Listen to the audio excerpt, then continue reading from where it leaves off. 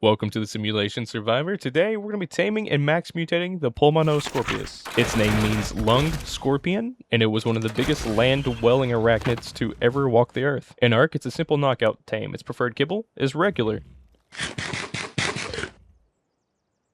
If you enjoy these types of videos and want to see more of them, I will be max mutating every creature in Ark, so make sure to subscribe.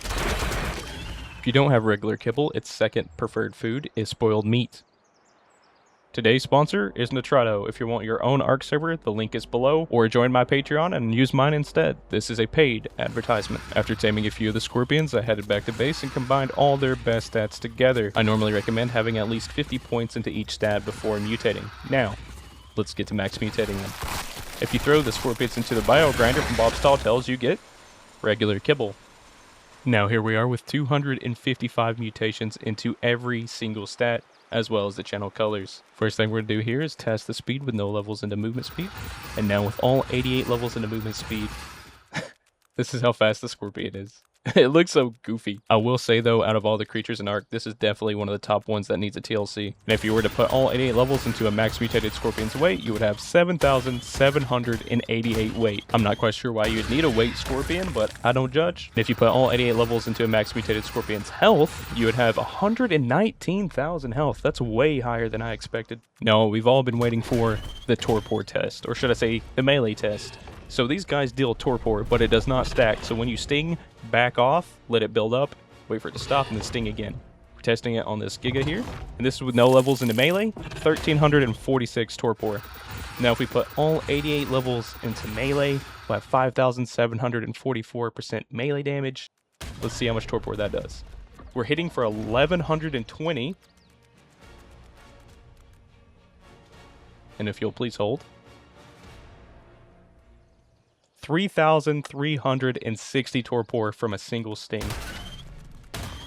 And here we are with mate boost. 4,469 torpor.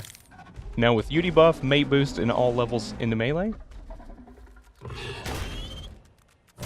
we're stinging for 1,862, and we're doing 5,586 torpor. Now let's see how many stings it's going to take for us to knock out this Giga, starting with a UD buff, but it's going to wear off, you know, mid-sting.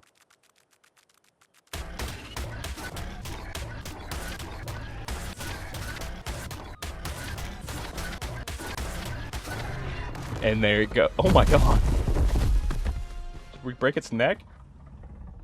Well, we knocked out a Giga with scorpions. It can be done. We almost killed it, though. It was close. That's the craziest Giga KO I've ever seen. Now, let's see if it can cave. So we're in my favorite cave in the entire game, which is the Ragnarok Ice Queen cave. I love doing this for loot. Even though there's much better pay-to-win options, I still like to do this one the best. It's just nostalgic for me. But it can move around the cave quite well. Let's grab these drops. No, I will not buy your knockoff Night Fury. Make sure to break these crystals so you can go back here to this hidden drop. I didn't have a tool, so I just tech punched it. Again? Okay, 3 in 1 run is insane.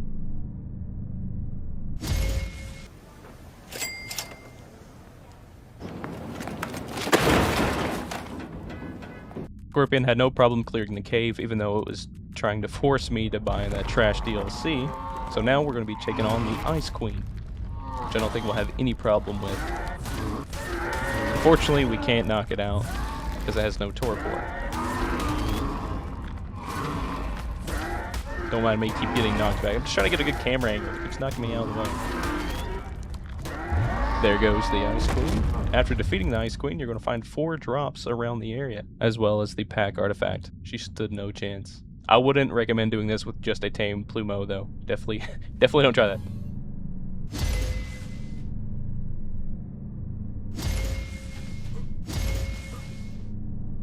Surprisingly, no DLC items this time. Alright, so we've done all the 88 levels into the important stats. We can see that they can clearly cave, and they can knock out a wild Giga. Now, let's see if they can boss. So we're using a 60 armor saddle, 18 levels to health, and 70 into melee. So me and the Patreons are going to take on the Alpha Megapithecus on the island first and see how well they fare against him before heading over to the Broodmother. And you might notice he's completely ignoring them and focusing me on the Yudi here. And this is a very common strategy you'll see in all these videos. When using small creatures like this, they're completely ignored and he just focuses the big dino, really giving them an advantage. They're hardly getting hit here. But there goes the Alpha Megapithecus. We didn't lose a single Scorpion, they had no issue. Now we're going to head in and see if we can't take on the Alpha Broodmother. We have to be extremely careful with her as she can hit players off of small tames like these. Also, you're going to keep an eye out for those new TLC Aranios you'll see dangling above her there. Their webs can slow down your dinos drastically and even hit your player. You can't see me because I'm off screen right now, but my UD is fully encased in webs. And as you can see, she's trying to charge the UD, but she's blocked by these scorpions, so they're barely getting hit.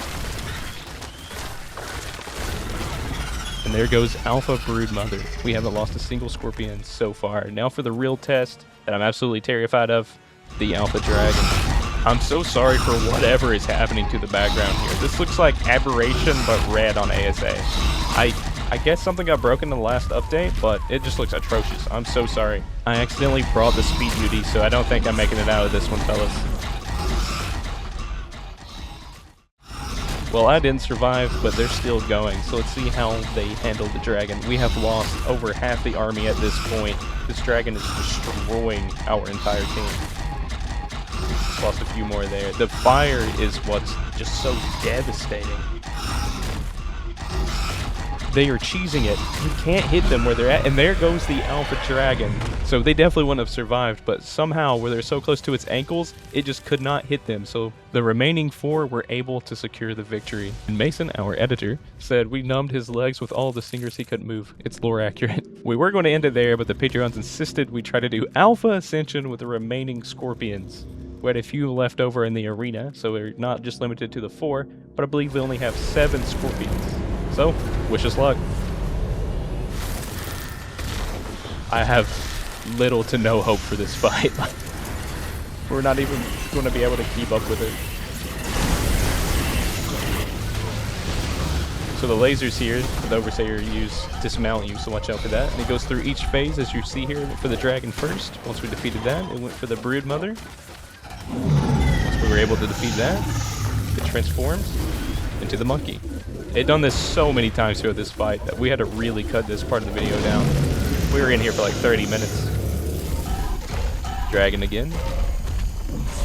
See, we were about to lose, but Mason sacrificed himself to draw aggro so we could get a few more hits in.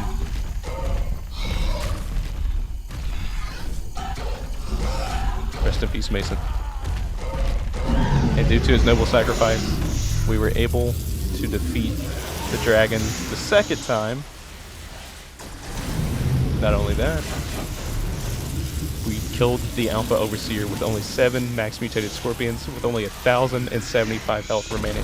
That's the closest fight I've had in the Overseer arena so far. Shout out to all the Patreons for joining me. If you want to join us for the next one, join the Patreon. I couldn't do this without you guys. Well, if you're ever curious about what a max mutated pulmonoscorpius could do, now you know. Make sure to comment below which creature you'd like to see me max mutate next, and it might just be in the next video. And I see a lot of your comments down there, like day 11 for like Outer Claw, Car, and all that. I greatly appreciate your guys' consistency. I will definitely get around to your creature. Did today's video feel more polished? That's because Mason is today's editor. This is the first time I've hired an editor, so make sure to show him some love below for the awesome work he did. Thanks for watching. I hope to see you in the next one, and bye-bye.